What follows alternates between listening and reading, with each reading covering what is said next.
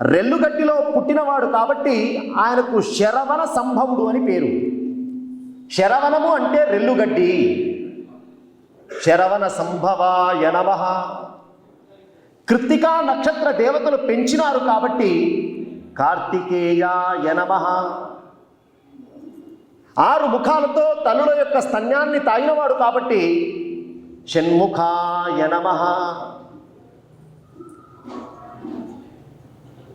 గంగా చూడండి, ఈ జననము, ఈ తేజస్సు ఎంతమంది మోసినారు?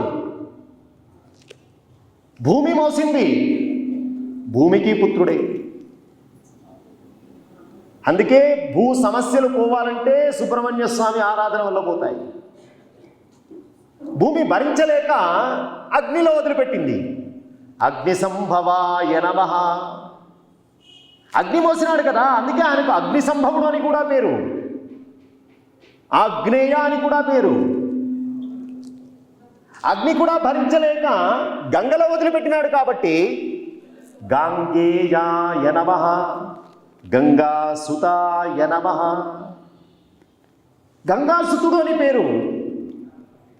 గంగ కూడా భరించలేదు కాబట్టి రెల్లుగడ్డిలో వదిలిపెడితే శరవణ సంభవాయ నమః. ఇన్ని పేర్లు సంపాదించుకున్నాడు. ఆయన పుట్టుకే చాలా గొప్ప విశేషమైనది. ఎన్ని సంబంధాలు ఉన్నాయి చూసినారా? అగ్ని, వాయు, నీరు, ఆకాశం, పృథివీ, పంచభూతాలతో సంబంధం ఉండి పుట్టినటువంటి పిల్లవాడు శివుడి యొక్క తేజస్సు సుబ్రహ్మణ్య స్వామి. సుబ్రహ్మణ్య. బ్రహ్మణ్యం అంటే జ్ఞానం అని అర్థం. అఖండమైన అద్భుతమైనటువంటి బ్రహ్మజ్ఞానవేత్త. అంత గొప్ప జ్ఞాని లేడు. అందుకే సుబ్రహ్మణ్యాయ నమః. సుబ్రహ్మణ్యుడు. రథం విశ్వకర్మ గారి చేత తయారు చేపట్టేటువంటి ఆ రథంలో సుఖాసీనుడై వైభవంగా శోభాయాత్రగా కైలాసానికి తీసుకుని వెళ్తూ ఉన్నారు. మొట్టమొదలు తన తల్లిదండ్రులను ఇప్పుడు దర్శించబోతూ ఉన్నాడు ఆయన. పుట్టినాడు కానీ ఇంతవరకు అమ్మా నాన్నను చూడలేదు కదా. బయలుదేరి వెళ్తూ ఉన్నాడు. అక్కడ కూడా పార్వతీ పరమేశ్వరులు ఎదురు చూస్తూ ఉన్నారు. పిల్లవాడి యొక్క రాక కోసం, తన పిల్లవాడిని చూడడం కోసం. మొట్టమొదటి చూపు కదా, ఆ తల్లికి ఎంత ఆతృత ఉండాలండి. సామాన్యంగా లౌకికంగానే ఒక పిల్లవాడు హాస్టల్కి పోయి వస్తున్నాడంటేనే ఇక వాడు ఆ రోజు ఉన్న వారం 10 రోజులు వాడు దేవుడే. అట్లాంటిది తన సంతానం ఎదురు చూస్తూ ఉన్నది పార్వతీ మాత. మనీంద్ర దర్పణ శ్వేత చామరై అతి దీపితం. చక్కగా అలంకారాలు చేశారు. కైలాసం మొత్తం కూడా అంగరంగ వైభవంగా ముస్తాబు చేసినారు. దేవతలంతా కూడా స్వాగత మర్యాదలు చేయడం కోసం ఎదురు చూస్తూ ఉన్నారు. ఋషిగణమంతా వచ్చి ఉన్నది. కార్తికేయ స్వామి వచ్చారు. పార్వతీ పరమేశ్వరులకి నమస్కారం చేసినారు. చక్కగా ఆదరించారు, తీసుకువెళ్ళారు. 2 పిల్లవాళ్ళు. ఇప్పుడు పిల్లవాడే లేడు, సంతానమే లేదు అనుకున్నది ఆ తల్లి. 2 కొడుకులు. కానీ ఆశ్చర్యం, గర్భధారణ వల్ల కాదు. ఒకరు గజాననుడు, ఒకరు కార్తికేయుడు. చూడండి, ఆ కుటుంబం గురించి ఒక్కసారి ఆలోచన చేయండి. ఎంత గొప్ప కుటుంబం. 2 కొడుకులు. ఒక కొడుకును గణాలకు అధిపతి చేసినారు. ఇంకో కొడుకును దేవతల సైన్యానికి అధిపతి చేసేసినాడు. 2 ఎంత గొప్పగా పెంచినారో చూడండి తల్లిదండ్రులు. ఇంత పెద్ద పొజిషన్ ఇది. ఇక దీని తర్వాత ఇంకో పొజిషన్ లేదు. ఇంకోటి ఆక్రమించుకోవడానికి కూడా లేని స్థానం. అంత గొప్పగా చక్కగా సైన్యాధిపతిగా పట్టాభిషేకం చేసినారు కుమారస్వామికి. కుమార పిల్లవాడు. కుమార అనే పేరు కూడా ఇంకో అర్థం ఉన్నది. సనత్ కుమారుడు.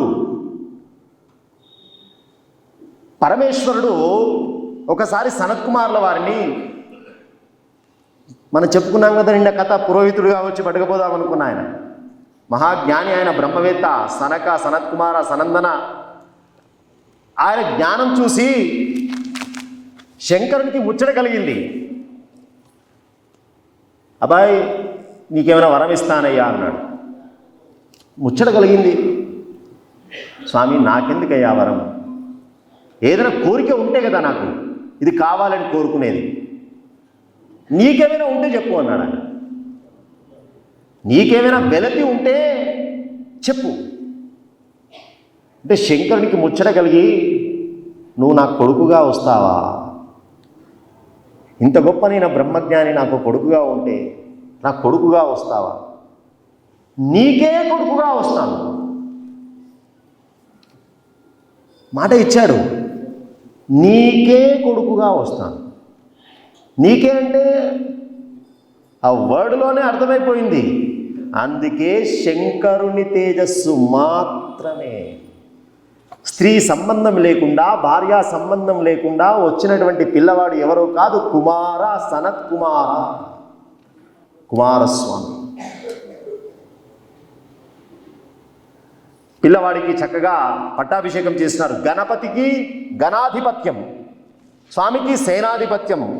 ఆ పట్టాభిషేక సంరంభంలో సమస్తమైనటువంటి దేవతలంతా వచ్చి అనేకమైనటువంటి ఆభరణాలు, కానుకలు సమర్పించినారు.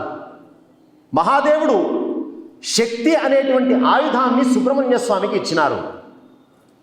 శక్తి ఆయుధం చూసినారు కదా, ఆయుధం ఉంటుంది శక్తి, అది సుబ్రహ్మణ్య స్వామి యొక్క ఆయుధం మహాదేవుడు ఇచ్చినాడు.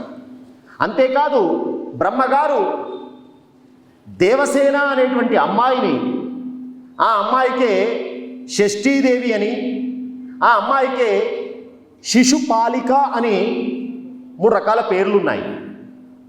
ఆ అమ్మాయినిచ్చి వివాహం చేసినారు. గణపతికి కూడా వివాహం అయిపోయింది పుష్టి అనేటువంటి అమ్మాయితో. వారినే సిద్ధి బుద్ధి అని తర్వాత చెప్పినారు కథలో.